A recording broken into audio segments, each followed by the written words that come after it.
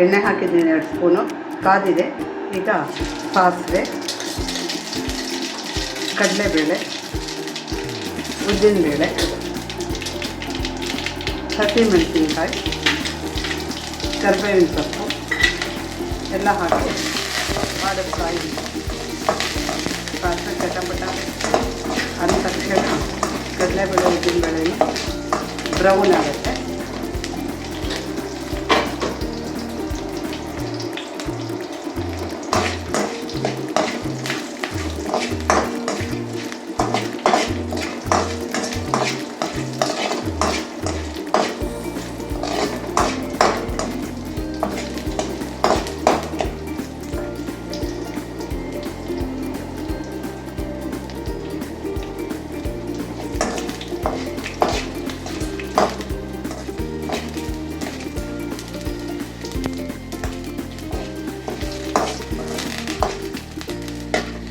ಒಗ್ಗರಣೆ ಆಗಿದೆ. ಈಗ ಹೆಚ್ಚಿದ ಕೋಸ್ ಹಾಕ್ತಾಯಿದ್ದೀನಿ.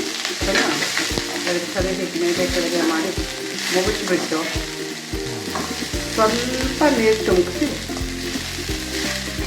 ತಟ್ಟೆ ಮುಚ್ಚಿ ಒಂದು 5 ನಿಮಿಷ ಸಣ್ಣ ಊರಿನಲ್ಲಿ ಬೇಯಿಸಬೇಕು. ಒಗ್ಗರಣೆ ಪಲ್ಯ ಇದು ಒಗ್ಗರಣೆಯಲ್ಲಿ ಬಾಣಲೆ ಬೇಯಿಸಿದ್ರೆ ಇದರ ಟೇಸ್ಟ್ ಬೇರೆ.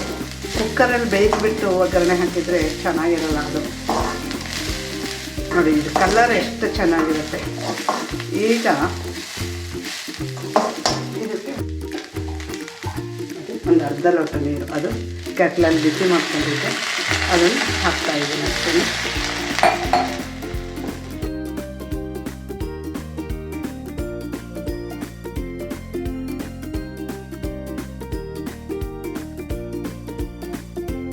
ಹೀಗೆ ತಟ್ಟೆ ಮುಚ್ಚಿಬಿಟ್ಟು ನೋಡಿ 2 ನಿಮಿಷ ಮುಚ್ಚಿ ತೆಗೆದು ಮಾಡಿ ತಿರ್ಗಾ ಮುರ್ಗ ಮಾಡಿ 5 ನಿಮಿಷ ಬೇಯಿಸಿದ್ದೀನಿ. ಇವಾಗ ಏನು ಕಲರ್ ಹಾಗೆ ಇದೆ ಅಲ್ವಾ, ಕಲರ್ ಡಿಮ್ ಆಗಬಾರ್ದು ಅನ್ನೋದಕ್ಕೆ 1 ಸ್ಪೂನ್ ಸಣ್ಣ ಸ್ಪೂನ್ ಸಕ್ಕರೆ, ರುಚಿಗೆ ತಕ್ಕಷ್ಟು ಉಪ್ಪು ಹಾಕ್ತಾಯಿದ್ದೀನಿ.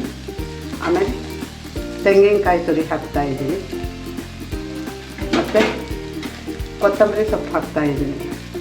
ಇದನ್ನು ಹಾಕಿ ಕೂಡಿಸ್ಬಿಟ್ಟು ಸ್ವಲ್ಪ ನಿಂಬೆಹಣ್ಣಿಂದ ರಸ ಹಾಕಬೇಕು. ಆಗೋಯ್ತು ಪಲ್ಯ. ನೋಡಿ, ಒಗ್ಗರಣೆ ಪಲ್ಯ ಭಾಳ ರುಚಿಯಾಗಿರುತ್ತೆ. ಊಟದ ಜೊತೆಗೆ, ಅದು ತಿಳಿ ಸಾರಿನ ಜೊತೆಗೆ ನೆಂಚ್ಕೊಳ್ಳೋಕ್ಕಂತೂ ಭಾಳ ಚೆನ್ನಾಗಿರುತ್ತೆ. ಇದಕ್ಕೆ ಅರಿಶಿನೂ ಹಾಕಬಾರ್ದು.